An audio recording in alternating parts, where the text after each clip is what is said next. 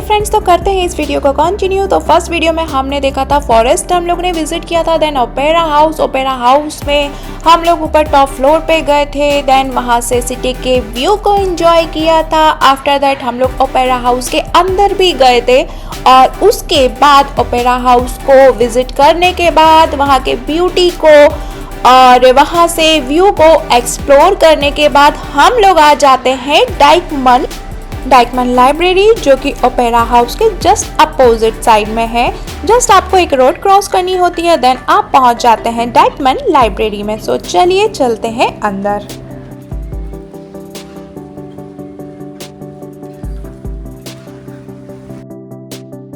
और जैसे ही आप लाइब्रेरी में एंटर करते हैं तो आपको बाहर की ठंड से राहत तो मिलती ही है और साथ में ही आपको ये देखने मिलता है ब्यूटीफुल नियॉन आर्ट वर्क, जो कि 400 मीटर लंबा है और कहा जाता है कि ये यूरोप का लार्जेस्ट नियॉन आर्ट वर्क है, जो कि येलो और वाइट ग्लास का यूज़ करके इसे बनाया गया है। पूरा एक बड़ा सा आर्ट वर्क है, जो अभी आपको मैंने दिखाया भी था, और वो है। देन बहुत सारी लाइब्रेरी बुक्स का कलेक्शन है, बट वो सब विज़िट करने से पहले हम लोग ने सोचा कि सबसे पहले एक कॉफ़ी पी जाए, उसके बाद देन आगे का एक्सप्लोर करते हैं। तो बस मैं अपनी कॉफ़ी का वेट कर रही हूँ। देन नेक्स्ट देखते हैं। बाहर काफ़ी ठंडा है। हम लोगों ने एक्चुअली इतनी लेयरिंग कर रखी है, मैंने आज 4 लेयरिंग की है और देन फाइनली ये मीन्स 5 लेयरिंग है टोटल। उसके बाद भी ठंड बहुत है तो हालत ख़राब हो रही है। इसलिए बहुत ज़रूरी है एक अच्छी गर्मा गर्म कॉफ़ी। मेरे मुंह से ठंडे निकल के ठंडी कॉफ़ी बोलने वाली थी, गर्मा गर्म कॉफ़ी।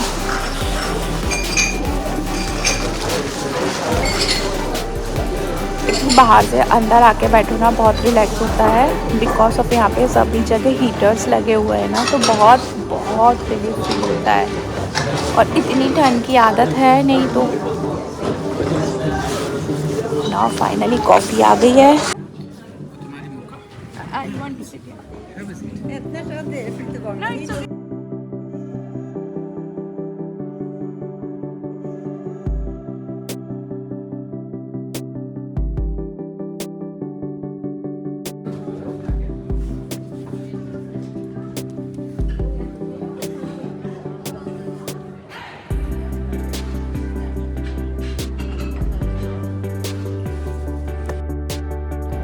दोस्तों, ये लाइब्रेरी ओस्लो की मोस्ट पॉपुलर कल्चर सेंटर और असेंशियल न्यू पब्लिक स्पेस बनता जा रहा है, जिसमें ये पूरे 6 फ्लोर में डिवाइड है और अभी हम लोग हैं ग्राउंड फ्लोर में।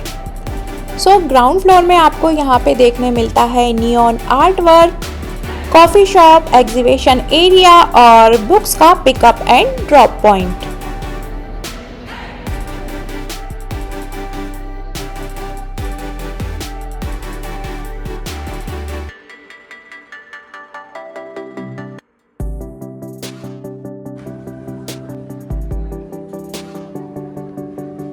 दोस्तों, जैसा कि मैंने आपको बताया कि ये 6 फ्लोर में डिवाइड है लाइब्रेरी। बहुत बड़ी लाइब्रेरी है। सो ऑफकोर्स लाइब्रेरी है तो हमें यहाँ पे देखने मिलता है थाउजेंड्स ऑफ बुक का collection, newspaper, magazine, comics, audio books का कलेक्शन, जो कि most of the Norwegian language में ही है, बट इसके अलावा आपको इंग्लिश में भी और अदर लैंग्वेजेस में भी आपको यहाँ पे देखने मिलता है। और सेकंड फ्लोर में यहाँ पे आपको थोड़ा सा बच्चों के खेलने के लिए स्पेस है, बैठने के लिए है, उनके खेलने के लिए उनके गेम्स वगैरह है। और उसके बाद जब हम अलग अलग इसके फ्लोर्स पे जाते हैं, देखते हैं, तो हमें देखने मिलता है कि आप यहाँ पे आकर आराम से स्टडी कर सकते हैं, बैठ सकते हैं और यहाँ की जो ऑडियोज बुक है उनको पढ़ सकते हैं। और यदि आपको कुछ चीज़ें अच्छी लगती हैं या आप अपने खुद के नोट्स बनाकर उन्हें लेना चाहते हैं तो 3D प्रिंटर्स भी यहाँ पे अवेलेबल है। सो आप अपने आइए, स्टडी करिए, पढ़िए और अपने नोट्स बनाकर भी आप रख सकते हैं।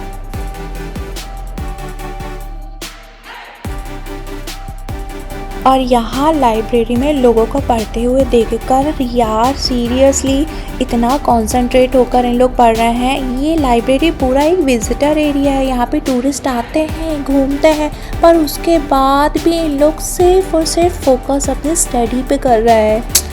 कितने तेजस्वी लोग हैं ये, कहाँ से आते हैं ये भाई। ये पढ़ाई हमसे तो ना पहले हुई थी और ना अब होती है। एनीवे ऑल द बेस्ट भाई, आप लोग पढ़ो, हम तो जा रहे हैं घूमने। तो चलिए अब इसके बाद हम लोग यहाँ से निकल कर चलते हैं अपने नेक्स्ट डेस्टिनेशन की ओर।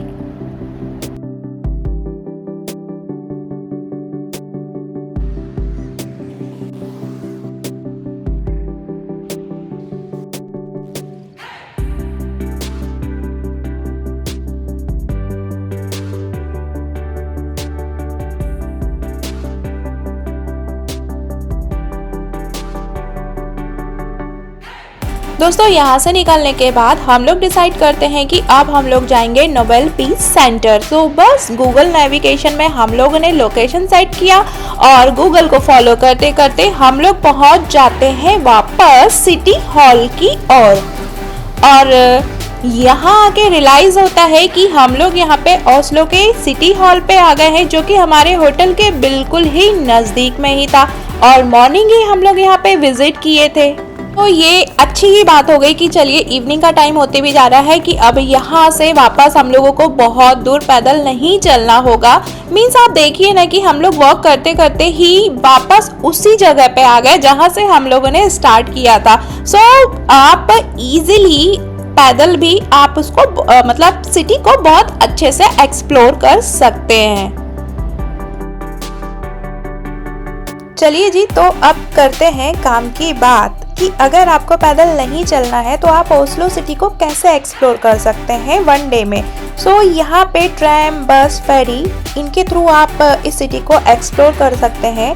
और मैं बात करती हूँ इन टिकट्स के रेट की, जो कि hop and hop up buses का जो रेट है 24 आवर के लिए है 450 नॉक एडल्ट का है और 48 आवर के लिए है 550 नॉक। और अगर आप बस के साथ बोट का भी कॉम्बिनेशन लेते हैं तो ये आपको पड़ता है 700 नॉक, बच्चों के लिए है 350। और यदि आप चाहते हैं कि नहीं भाई हमें तो बस चाहिए देन मेट्रो चाहिए, तो इस कॉम्बिनेशन के लिए आपको देना पड़ता है वन डे का 550 नॉक और बच्चों के लिए सेम 250। सो ये थे बस, ट्रेन और फेरी, जो भी ऑप्शन आप चूज करें उसके फेयर। और बात करें हम लोगों का एक्सपेंसेस का, जो कि आज हम लोग का दिन भर का कितना रहा, तो हम लोग आप लोग देख ही रहे हैं पैदल ही सारा सिटी को एक्सप्लोर कर रहे हैं। हाँ, हम लोगों ने खाने के लिए हम लोग ने रुका था मैकडी में, सो जिसके लिए हम लोगों ने 75 नॉक पे किया था। उसके अलावा कुछ भी नहीं, अभी तक हम लोगों को कहीं भी पैसे नहीं देने पड़े हैं।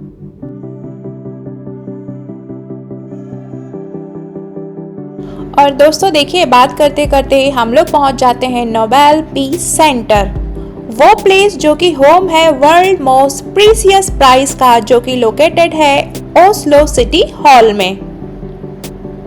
सो चलिए अंदर चलते हैं और विजिट करते हैं नोबेल पीस सेंटर का।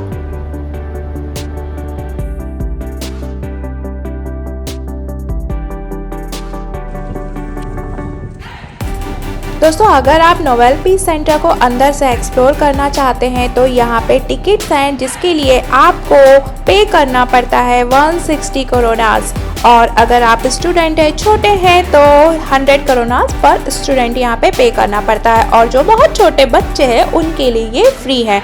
और यहाँ पे आपको ऑडियो की भी फैसिलिटी है कि आप अंदर जाके जितने भी आपके जिन लोगों को नोबेल पीस मिला है उनकी इंस्पायरिंग स्टोरी, उनके आइडियाज़, उनके वर्क को, उनकी जो भी बिहाइंड स्टोरी है उनको अपनी लैंग्वेज में इजीली सुन सकते हैं। सो टिकट लेने के बाद हम लोग जा रहे हैं अंदर, और अंदर क्योंकि वीडियोग्राफी अलाउ नहीं है, सो विजिट करने के बाद हम लोग आपको मिलते हैं बाहर।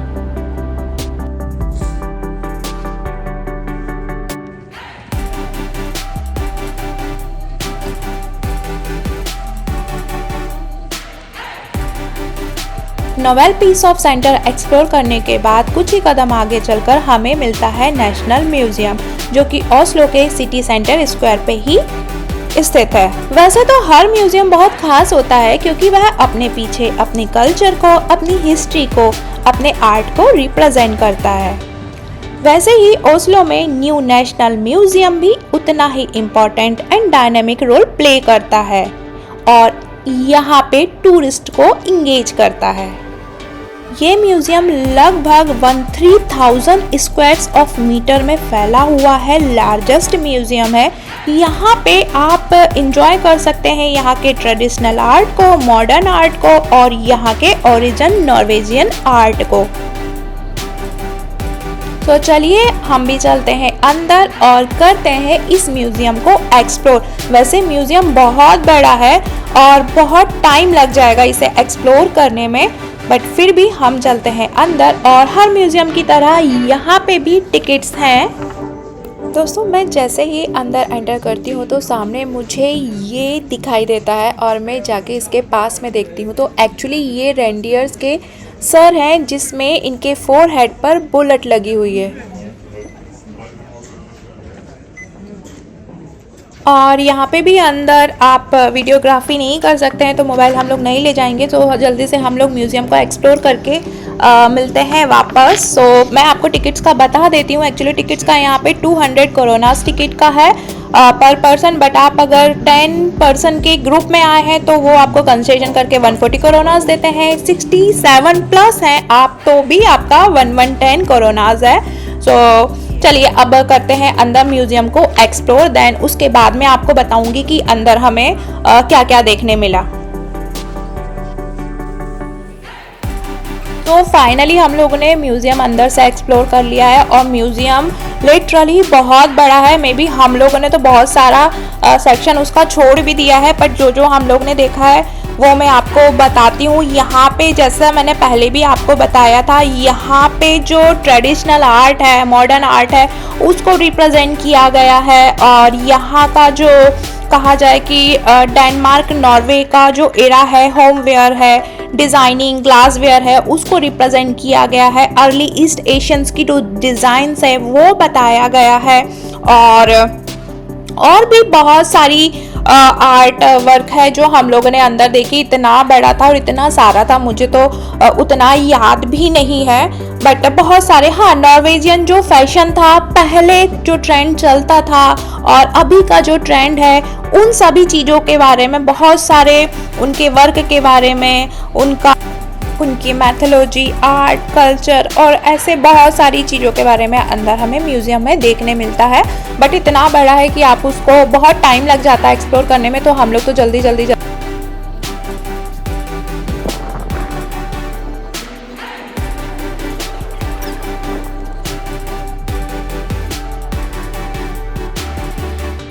और ये म्यूज़ियम के पास का ही एरिया है जो कि बहुत ब्यूटीफुल है। यहाँ से एक्चुअली थोड़ा आगे हम लोग जाएंगे तो व्यू यहाँ से बहुत प्यारा आता है, तो हम लोग वहाँ जा रहे हैं। और देन यहाँ पे बहुत सारे कॉफ़ी शॉप्स हैं, होटल्स है, तो हम लोग देखेंगे कोई अच्छा सा कॉफ़ी शॉप, देन वहाँ पे बैठ के थोड़ी देर कॉफ़ी पियेंगे और भूख भी लग गई है तो कुछ खाएंगे भी, और उसके बाद फिर हम लोग यहाँ से आगे जाएंगे। और जिस व्यू की मैं बात कर रही थी वो पॉइंट है ये।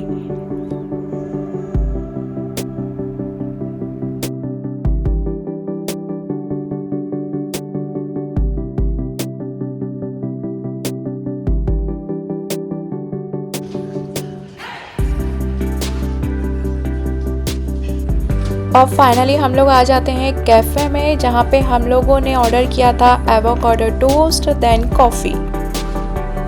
एक्चुअली यहाँ आके मैं चाय को बहुत मिस कर रही हूँ। चाय होती है, कॉफ़ी में वो फीलिंग नहीं आती जो चाय में होती है।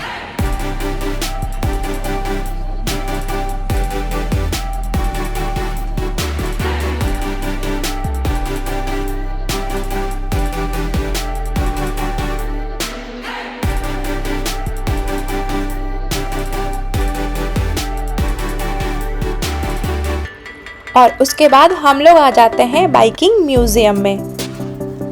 एक्चुअली ये म्यूज़ियम में आना हम लोगों का प्लान नहीं था, बट VR ग्लासेस के थ्रू इसे बहुत अच्छे से बताया जाएगा, तो इसलिए कुछ नया हो जाएगा, तो हम लोगों ने सोचा विज़िट करना चाहिए। और जैसे ही हम लोग अंदर एंटर करते तो यहाँ पे छोटा सा शॉप है जहाँ पे बहुत सारे सोवेनियर्स हैं और ये गिफ्ट आइटम्स हैं, उनके कपड़े हैं, मतलब जो यहाँ पे लोग नॉर्मली ठंड में यूज़ करते हैं, बुक्स हैं और बहुत सारी गिफ्ट के आइटम्स हैं जो आप यहाँ से परचेस कर सकते हैं। और हम लोगों ने ये परचेस किया है, छोटा सा गिलास है या एग्जैक्टली आई डोंट नो इसे क्या बोलेंगे, एक मेमोरी के लिए हो जाएगा। और वैसे भी हम लोग जिस प्लेसेस में भी जाते हैं, ट्रैवल करते हैं, तो वहाँ से सुवेनियर्स ज़रूर खरीदते हैं।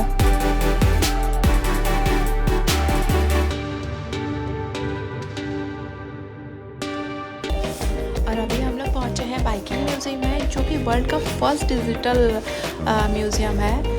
और यहाँ पे मैं अंदर कैमरा नहीं ले जा पाऊँगी बिकॉज ऑफ VR क्लासेस रहेंगी। सो मैं जाती हूँ अंदर एक्सपीरियंस करने इस म्यूज़ियम को, और फिर आके कैसा रहा एक्सपीरियंस वो मैं आपके साथ शेयर करूँगी।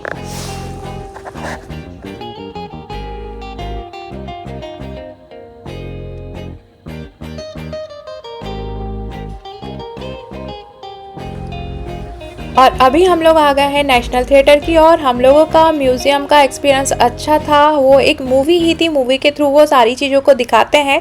सो ऑल ओवर ओके था। और इसके बाद अब हम लोग जा रहे हैं यहाँ से ओस्लो की यूनिवर्सिटी।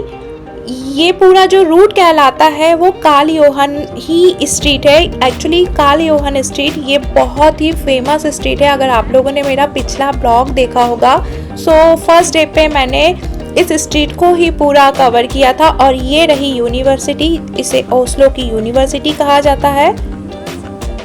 इस यूनिवर्सिटी को ये कार्ल योहन स्ट्रीट पे ही आप देख सकते हैं। और इसी स्ट्रीट के कॉर्नर पर है रॉयल पैलेस। और अब हम लोग जा रहे हैं उसी की ओर। एक्चुअली आप इसे यहाँ से भी देख सकते हैं, स्ट्रीट में बिल्कुल सामने जो येलो बिल्डिंग है वही है पैलेस। हमें यहाँ से वहाँ तक पैदल चल के जाना होगा।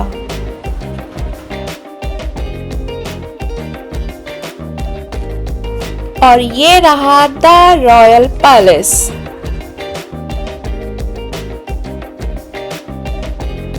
रॉयल पैलेस आज भी रॉयल फैमिलीज का रेसिडेंस है। यहाँ पे आज भी किंग और क्वीन आके रहते हैं। और आप यदि इसे इनसाइड विजिट करना चाहते हैं तो भी समर के टाइम पे यहाँ पे टिकट्स होती है, और आप इसे अंदर से जाके कुछ एरिया होते हैं जिसे वो आपको दिखाते हैं। और यहाँ पे चेंजिंग गार्ड सेरेमनी भी होती है जो हम लोगों के सामने हो रही थी, तो हम लोगों ने उससे भी देखा। और यहाँ इन गार्ड के साथ मैंने फ़ोटो भी क्लिक कराई थी। और ये मुझसे इतने लंबे थे, मुझे अपने आप में शर्म आ रही थी। एनीवे जाने दीजिए। और ये जो आप स्ट्रीट देख रहे हैं यही है कार्ल योहन स्ट्रीट। ये आप रॉयल पैलेस से ये व्यू है ओस्लो का कार्ल योहन स्ट्रीट का।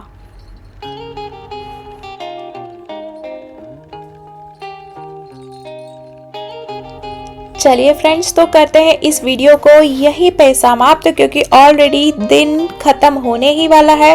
और अभी हम लोग डिनर करेंगे, देन होटल जाएंगे अपने, क्योंकि उसके बाद नाइट में हम लोगों की फ़्लाइट है दूसरी सिटी के लिए। और हम लोग इसके बाद कहाँ जा रहे हैं वो मैं आपको वहाँ पहुँच के ही बताऊँगी। सो फिलहाल हम लोग जल्दी से क्विक रिव्यू कर लेते हैं कि आज हम लोगों ने क्या क्या देखा ओस्लो में वन डे में।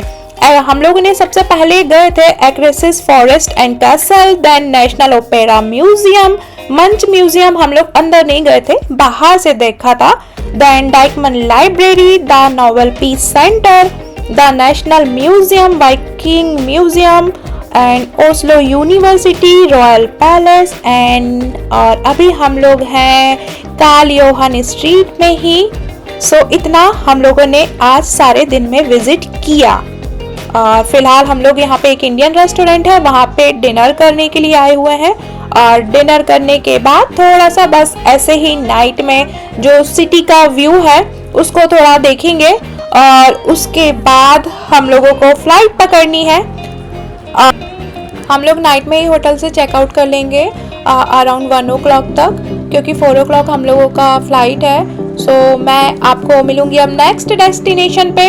सो तब तक के लिए बाय बाय, टेक केयर। और वो डेस्टिनेशन क्या होगा वो मैं आपको वहाँ पहुँच के अपडेट करूँगी। देन तब तक आप लोग मेरी वीडियो को देखिए। अगर देख लिया है तो उसके लिए बहुत बहुत बहुत सारा धन्यवाद। मेरे चैनल को सब्सक्राइब जरूर करिएगा ताकि आने वाली सारी वीडियो के अपडेट आपको मिलते रहें। और कमेंट करके ज़रूर बताइएगा आपको वीडियो कैसा लगा।